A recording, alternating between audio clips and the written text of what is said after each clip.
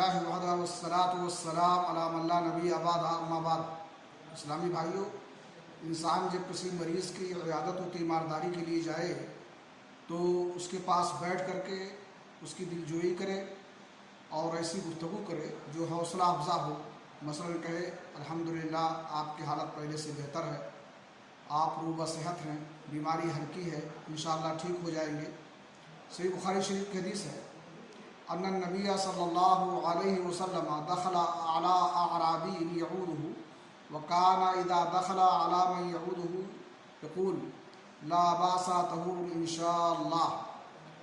اللہ کے نبی جناب محمد رسول اللہ صلی اللہ علیہ وسلم ایک دیہاتی کی عیادت کے لیے تشریف لے گئے، اور آپ کا معمول تھا کہ آپ جب کسی مریض کی عیادت کے لیے جاتے تھے تو آپ کہتے تھے کوئی فکر نہیں ہے، تمہارے لیے یہ بیماری تمہارے گناہوں کا کفارہ ہوگی اگر اللہ رب العالمین نے چاہا، اور اس سے تمہارے گناہ مٹیں گے۔